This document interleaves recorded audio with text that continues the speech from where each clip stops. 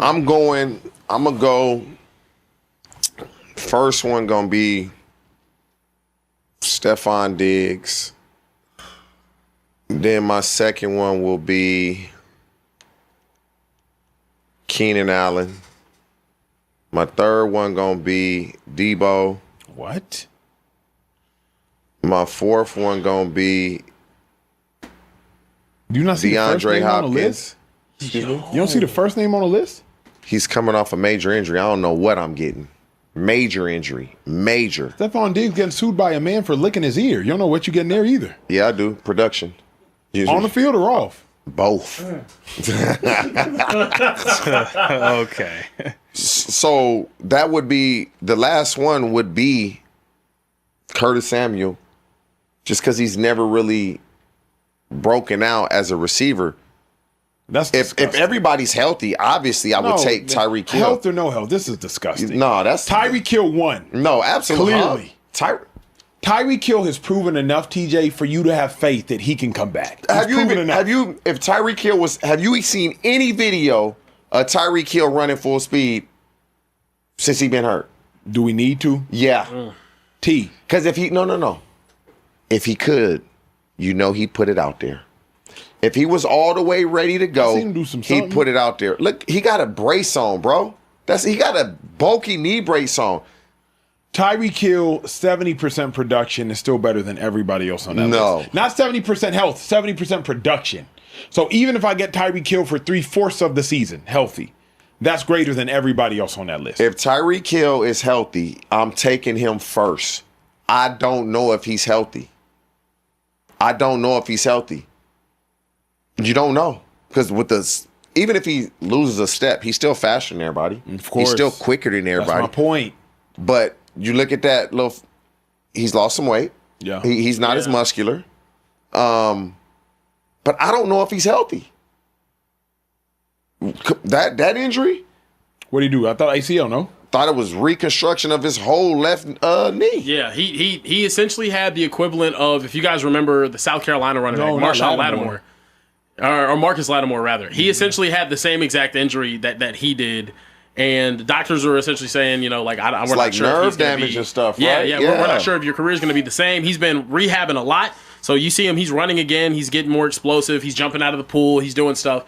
I just think it's going to be a really, really tough road to recovery to become the same level of explosive. The stop, start, all that. You don't need to be, but you have to be close. Yeah. You run a 4.31 and you run a 4.28, 4.27, shit all the same. Yeah. But I need you to be close to what you were, and I don't know. So I'm taking Diggs. Because on the football field, out of all those names we saw Diggs that's on that list, last year, who had the best year last year? Yeah. It's what have you done for me lately? Also, I'm taking Stephon Diggs. Diggs was the only one that was the number one wide receiver on his team last year. Because I think Keenan Allen's still capable of getting busy. Keenan Allen. That's the only other one. Keenan Allen's the only other one I might take. Because I think Keenan Allen is still capable. He was my second one. Capable going for 7 or 8. And I don't know. Keenan Allen, he don't want to go to training camp. Nah. He want to wait the training camp over. You weren't here for my Debo Samuel conversation. I was not. I think Debo is better than what you gave him credit for. I do. Well, he gave him zero credit. I'm going to tell you why. Is a lot of it with Debo is he's kind of been his own worst enemy at times by weighing too much. Mm-hmm. If Debo would keep his weight to about 220, he probably wouldn't have as many injuries. But Debo needs to be with a team that's going to utilize him how Shanahan utilized him. Screens, put him in the backfield, option routes, things of that nature. Like, I don't like the narrative, like, when a guy has a down year as a receiver, like, oh, shit, he can't play no more. Nah, you just with a coach that didn't utilize him the right way. Here's whenever we have Debo conversation, I hope people hear what they say, because everybody always says the same thing on Twitter or in real life. Debo needs. But everybody needs. No, everybody. Yeah, they do. No. Tell me who don't need. CeeDee Lamb. CeeDee Lamb don't need. Yeah. CeeDee Lamb be on the inside. He be on the outside. He be in the backfield. I'm glad you brought CeeDee Lamb up, right? He be a Z. CeeDee Lamb is low-key probably the most underrated receiver in the league. Because you met CeeDee Lamb? Yes, but not CeeDee Lamb is big as fuck. Yeah, he is. Like, people think CeeDee is small. CeeDee really tall, bro. Like, CeeDee is big as fuck. CeeDee probably 6'3", 210. Mm-hmm. But he play like a little guy. Yeah. He has the quickness of a little guy. He play in the slot, so people think CeeDee's big as fuck, and he has the quickness of a small guy. And you kind of take for granted how big he is, so you seen the quickness to run it. He's the most underrated receiver in the league because when you say, like, who's the best receiver, he don't get brought up anymore. His name will never come up. But he's underrated because of his size and his quickness and his run up. Dude, when you see CeeDee, you be like, fuck. Like, he taller than me. But here is why I push back on the Debo thing is, number one, Debo he's averaged, I think Kieran said, 5 touchdowns a year and 700 yards the last 4 seasons. Not the last season, not the last 2 seasons, the last 4 seasons. He's had 1 elite receiving season. And then beyond that, Debo is he was never a guy that was going to beat a DB one-on-one, especially not on the outside. Tunnel screens, all day. Crossing routes, all day. Now screens, hell yeah. But Debo's not going to run the route tree and mix you up. Debo is a football player. Correct. Bills Mafia, let me ask you the question that nobody in the AFC wants Buffalo to answer correctly. If Brandon Beane had one more swing to give Josh Allen a dangerous veteran weapon, are you taking the terrifying upside of Tyreek Hill or the familiar production of Stephon Diggs? Because that right there is the kind of debate that can split a fan base in half. One guy is pure speed, pure fear, pure do not blink or he is behind your secondary.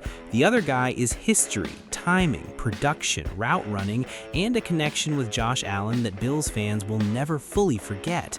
But here's the catch, and this is where the conversation gets real. This is not Madden. This is not just name value.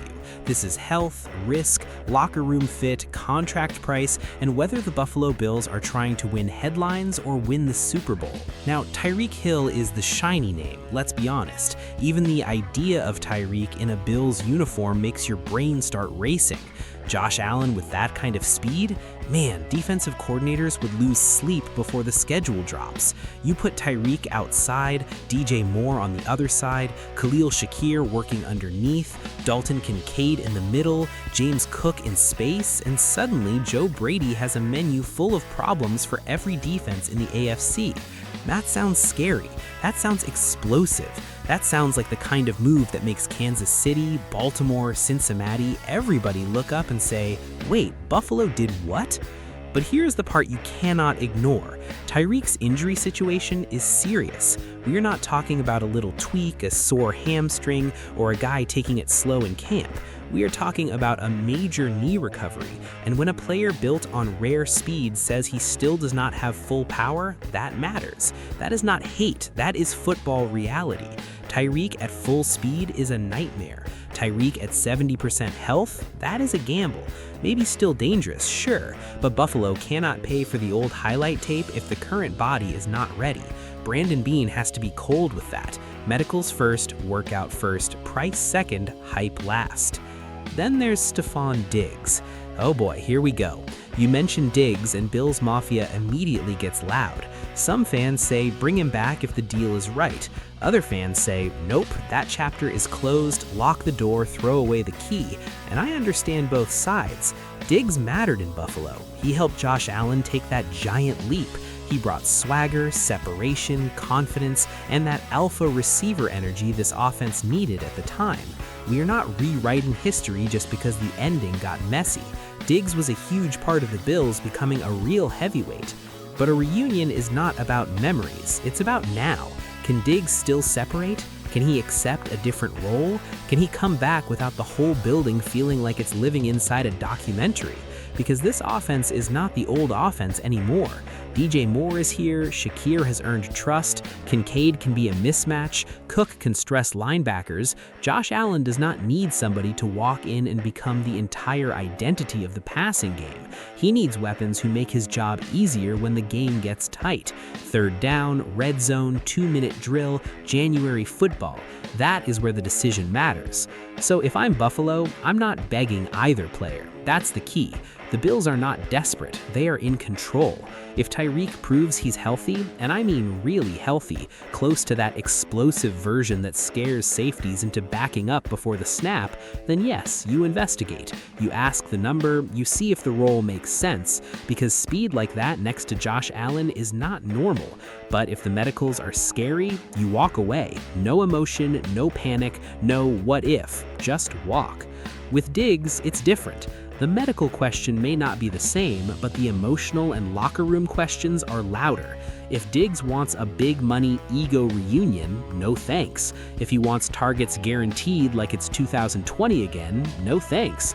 But if he wants a 1-year incentive-based chance to chase a ring, accept a defined role, and help Josh Allen finish the job, then the conversation is not crazy. It's uncomfortable, it's risky, it's spicy, but it's not crazy. And that's where I land on this whole debate. Tyreek Hill has the higher ceiling if the body is right. Diggs' familiarity is cleaner if the mindset is right. But the Bills cannot chase either name unless the terms protect Buffalo. This team is chasing a Super Bowl, not a viral tweet. Josh Allen is too important. This window is too important. The locker room is too important. Beane has to make the call, do the homework, and only move if the player helps the mission without hijacking the mission. So my final take is favorable for Buffalo because the Bills don't have to force this. They already have weapons, they already have Josh Allen, they already have enough to scare the AFC. But if the right veteran falls into their lap at the right price, and Joe Brady has a clear plan, then Buffalo should be aggressive, not reckless. Aggressive because one more smart weapon could be the difference between another almost and finally breaking through. Bills Mafia, now I need your answer. If you had to choose one, would you take Tyreek Hill's speed and injury risk or Stephon Diggs' familiarity and reunion risk? Drop your take in the comments, hit that like button, and subscribe for more Buffalo Bills news, reactions, and real Mafia talk.